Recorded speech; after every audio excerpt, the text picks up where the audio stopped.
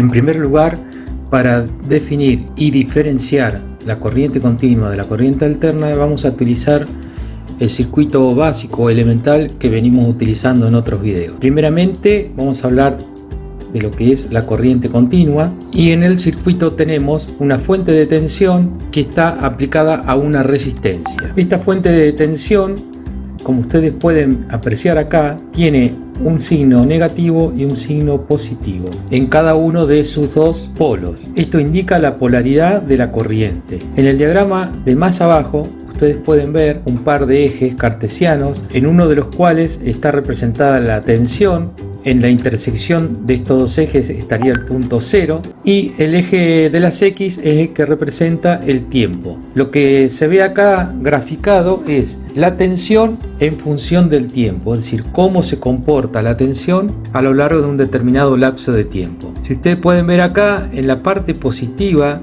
es donde está graficado el diagrama de la corriente continua. Se aprecia claramente que es siempre constante y además siempre está en un valor positivo. Esto es lo que define la corriente continua, porque continuamente tiene la misma polaridad. Siempre el borne negativo, la parte negativa estará de este lado y la parte positiva estará de este otro lado. Ahora pasemos a analizar qué es lo que ocurre con la corriente alternada. Ustedes pueden ver dos gráficos acá con dos diagramas correspondiente a cada gráfico. En realidad es para graficar y diferenciar lo que sucede en un instante de tiempo y en el instante siguiente. Hay un par de ejes similares a los que veíamos en la corriente continua, con la tensión en el eje de las Y y el tiempo en el eje de las X. Acá también tenemos una fuente de tensión. La diferencia que ahora tiene este símbolo es el que se utiliza para la corriente alterna. En este primer momento ustedes pueden ver que hay el negativo está de este lado de la fuente de tensión y el positivo de este otro lado. Durante ese tiempo que esto es así, la tensión ustedes pueden ver acá que va en aumento hasta llegar a un valor máximo y luego empieza a disminuir hasta llegar nuevamente al valor 0, que es de donde partió. En todo ese instante de tiempo la polaridad se mantiene como lo señalábamos recientemente. En el instante de tiempo siguiente la polaridad cambia, donde era negativo pasa a ser positivo, donde era positivo pasa a ser negativo. Entonces la tensión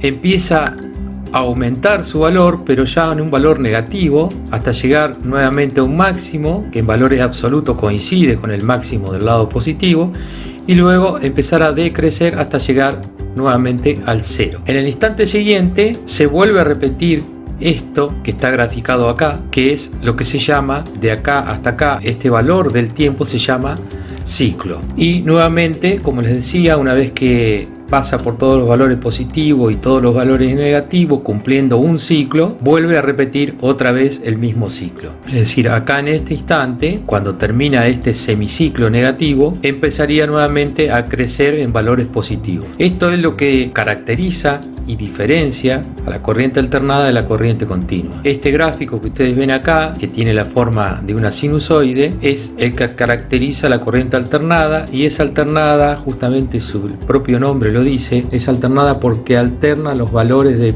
polaridad invirtiéndolo una vez cada ciclo. La cantidad de ciclos, la cantidad de veces que sucede esto que estamos viendo acá graficado en un lapso de un segundo es lo que en corriente alternada se llama frecuencia. En el caso de la Argentina, se utiliza 50 ciclos por segundo, 50 veces por segundo sucede este fenómeno en la corriente alternada que usamos en todo el país.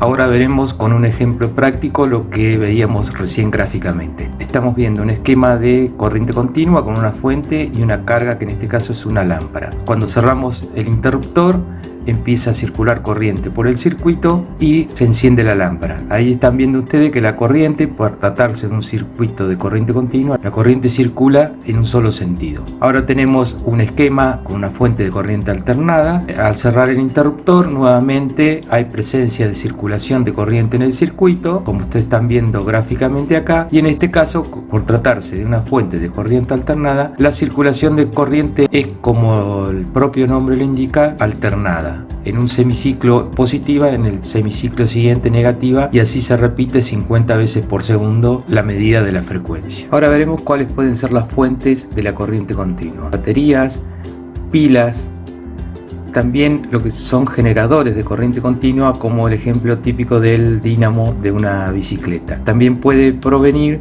de transformadores y fuentes para teléfonos celulares, por ejemplo.